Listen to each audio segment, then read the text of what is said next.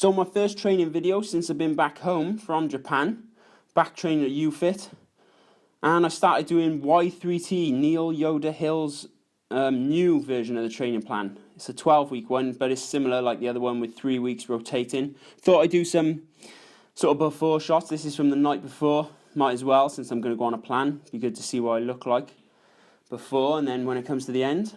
And those fingers are because I'm not happy with what I see.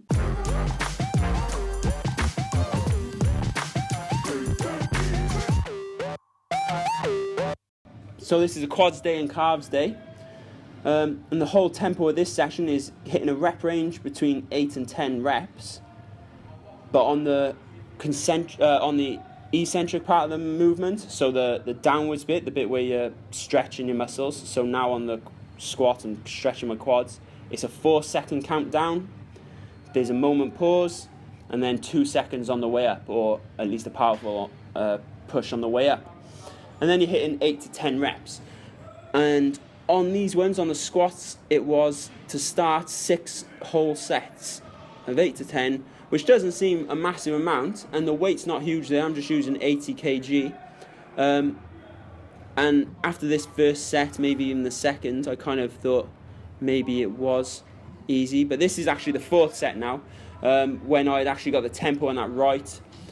And it's crazy how as soon as you slow that down and you do that 4 seconds on the way down, 1 second hold, and then on the way up, it burns. And then also when you get to the very top of the movement, you've got to contract your quads there as well.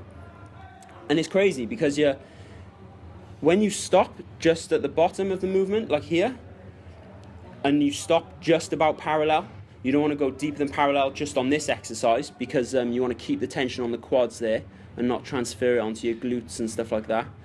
And it's crazy how that hold in the middle, the bottom, really burns you ready for the press up. And then as soon as you get to the top and you contract your muscles again for that 1 second, you feel the burn in them, and then you have to drop straight away into the squat. So you've already got that crazy burn before you do the eccentric bit on the way down, and then you've got another burn just before you do the up bit as well, the concentric bit. So you're literally, like, on all these exercises, you're going to see you're burning and hurting all the way through because you've got that time under tension. So yeah, that's what that one's about. So I think this is probably the last set. So I'm getting a bit tired here. My ass every now and then, it just about hits parallel. I'm still struggling to get up, but it ain't so bad. And really, I should be getting to the top now. 1 second squeeze and then drop straight away, which that wasn't too bad. But sometimes I take sort of like this squeeze, take a sec to prepare myself, like now, and then drop again. But really, you want to be getting the most out of it in the short time that you're doing this set or this exercise or this whole session in general. So really, you don't want to be resting. You think you want to rest because obviously you're working hard, but really it's not about how long you can go for and stuff. It's about how much you can do in the short time that you're doing it. So really, it's good watching videos back like this because I can see that there's areas to improve. So then onto the leg press. This one was similar to the last one. It's exactly the same with the 4 seconds down, 2 seconds up, the 1 second holds, and it's again 8 to 10 reps. But this time, only 5 sets. I say only, it's still really hard when you come to doing it. So obviously didn't need a massive amount of weight again. This is probably half of my max maybe. And you don't want to get your knees all the way to the chest because that's when your glutes come into it and your back will arch, your back will curve sort of thing, and your bum will come up. You can see on my face here, so it's painful on the way down, painful on the way up. I'm holding the contraction, it's still painful, and then it's still painful the whole way through. So there's no moment where I'm really getting any sort of rest. It's just constantly painful. You can see in my face. So, like I said, I'm going to be doing this Y3T training now. This is the same style training that Flex Lewis does because Neil Hill is his coach. And I'm pretty sure it's a good session because as the weeks build up, it's like a 3-week based sessions. So they rotate then. You do week 1, week 2, week 3, then you go back to week 1. And then the rep ranges change from week to week as well. So your legs and every other body part is constantly guessing, it's constantly getting messed around from week to week, and it's never the same. And by the time you come back round to the sessions you've already done, you know, your body's already forgot all about that, and it's hitting it hard again, and hopefully with more weight. So here's the hack squat. I found that this hack squat, it definitely burns, definitely hurt my legs, but I did wonder whether this machine I find maybe a bit easier to do hack squats, because of the slight sort of arch in motion that the machine goes on, because the whole thing pivots on that one sort of joint. Whereas if you were to use the hack squat machine, you can see in the bottom left corner the lady's doing it there. That one is just up and down, and it's so hard on your legs to get into that position, to get up. So maybe next time I'll try that one, because I find it a lot more difficult.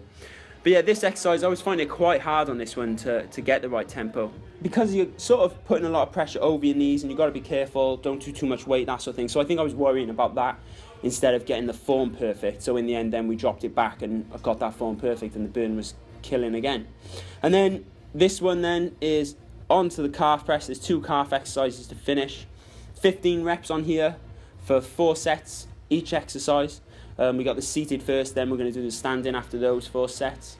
With the calves, you can sort of see on my way down, I'm shaking a bit now, but I'll shake a lot more later, because my right calf lost a lot of muscle mass when I got my ankle injury, and the flexibility now is all a bit weird now. Like, I've still got the motion, the flexibility, but I can feel a lot of pressure on my ankle joint when I do close that angle between, say, my shin and my toes.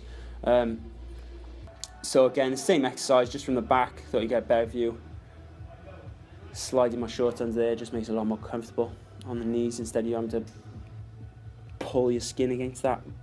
So again, a lot lighter weight than I was doing before, and mostly because I find it so hard training calves after I do a leg session. Normally I never do my calves with a leg session, because I know by the end of my leg session I can hardly stand. Your legs keep giving way, your legs are burning, and you do need a lot of energy. If you really want to bring up those weak points like your calves, you need to put a lot of focus and a lot of energy into it, like you would with your leg session or your chest session and stuff. So throwing it on the end of legs, I feel, doesn't give it the attention they need. And then here onto the standing.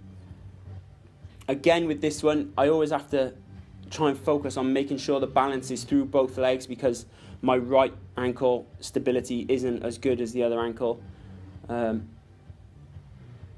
also, when you're doing these, make sure you see where my heels, they go below where your toes are, so you can get that full stretch. Just like if you were doing any other exercise, you want to get the full stretch on the muscle so it can fully contract. You don't want to be stopping in line with your toes flat, because you're not getting the full range of motion on that. And I was doing these because it's high reps, 15, a little bit different to how I usually do them. I'd normally bend my knees slightly, because that actually targets your calves a little bit more. I'd keep that bend though, I wouldn't use that bend to push the weight up. But here, like I said, my quads, they're just too tired, they're too battered, my knees aren't stabilising. And then when I was getting tired then, just throw in the extra 1 or 2 reps at the end, because I knew I wasn't going to make it to the full 15 reps. And that's me done for that session. Next session tomorrow is chest and abs, I think. A little peek into what I'm doing in the gym. Normally, my training's quite different to this training. I'm just trying something different, but I figured since I'm doing it, I might as well film as much as I can of it for you. And I'll keep putting these up then every time I do them. So that's me out and done. Thanks very much for watching.